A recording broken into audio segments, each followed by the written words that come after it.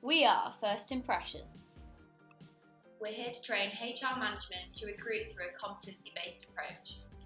We offer a DVD that will be accompanied by a workbook along with an aftercare email service. We'll go through the basics of the competency-based recruitment, followed by steps leading up to the competency-based interview, including MBTI, Belbin theory and psychometric tests.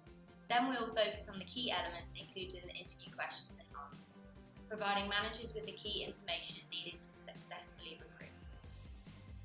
As stated by Moore, Cheng and Dainty, competencies are defined as simply the ability and willingness to perform a task. According to another study by Sutton and Watson, competencies were socially constructed and that competencies are based on subjective judgments made by the assessors themselves. Competencies improve accuracy in assessing people's suitability and potential for different jobs. If combined with an assessment of knowledge and experience, this can be very beneficial. This helps prevent interviewers from making hasty decisions on characteristics that are not relevant to the job role. This can help them structure their selection process, including the interviewing and testing parts. It helps to highlight the strengths and weaknesses of potential candidates and may help identify future development of the said candidate. MBTI has two initial goals.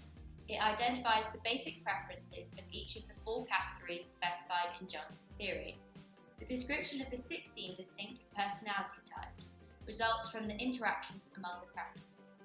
This can help to better understand the culture of the workplace and help candidates to develop new skills and understand their particular role in teams and cope with the changes. MBTI can help when leading and managing people through developing leadership skills, conflict resolutions, as well as adapting employee and managerial abilities to deal with change management. Belbin can be used to identify people's behavioural strengths and weaknesses in the workplace. This helps managers to create productive working relationships through raising self-awareness and personal effectiveness of the interview candidate.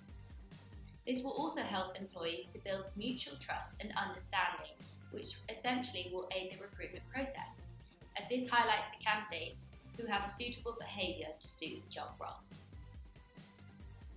Psychometric tests help to measure either general or particular skills and capabilities. There are 4 main categories of tests. However, the main 2 in relation to our HR recruitment are verbal reasoning tests as well as logical reasoning tests. Here is a following example of verbal reasoning tests. Verbal reasoning tests assess how well you understand written information and evaluate arguments and statements. This can be followed by logical reasoning tests, which assess how well you follow through to a conclusion giving basic information, or using your current knowledge and experience. This can include a deductive reasoning test, which you are given information to apply in order to arrive at an answer.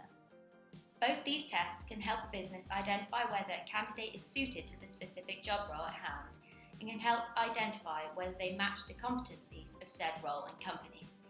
It's important to remember that psychometric tests can be expensive and time-consuming, meaning managers must take into consideration the usage of the tests in determining whether an individual is suitable for a particular role. Competency-based interviews have established a level of consistency that has helped to improve efficiency of future candidates. We'll take you through 2 situational interviews, one based on recruiting a HR subordinate and the second on recruiting a HR manager. In each situation, a particular model has been used to help the candidates answer the questions in relation to their job role. Candidate 1. Here you can see that the candidate is dressed in smart casual attire. In this case, the candidate has been asked a question to test his ability to produce a high quality level of work. So Charlie, tell me about a time in which you were required to produce something to a high standard within a fixed period of time. He's required to answer this question using the STAR approach. The candidate answers the question following the structure to a basic level, but could add more detail. This has led on to 2 further questions, which includes prompting the candidate for the result as well as what they would do differently next time. According to Higgins, one of the best ways to match employee competencies with job requirements is through the use of STAR approach when answering the questions. This will essentially help you lead and manage through identifying behaviours that are best fit to enhance the organisation's capabilities through enhancing employee performance. Candidate 2. This candidate is dressed formally in suit and tie, which is suitable for a managerial interview. The candidate has used a motivational approach in answering the question that tests his motivational ability along with management skills. And tell me about a time where you had to motivate others in a professional manner. Explain how you did that. The candidate focuses on intrinsic and extrinsic motivation. This is a key element of leading and managing, as each individual will respond differently to motivational techniques, meaning a manager must take into consideration the differing cultures of their fellow managers and employees. The candidate also mentions Maslow's hierarchy of needs, in which a manager should take into consideration, as this will help reduce absenteeism, improve performance, and reduce the possibility of negative conflict between the employees. Now, it's important to remember that competencies are seen as subjective judgments made by the assessors themselves, meaning that interviewers must always take into consideration the competencies highlighted by the company.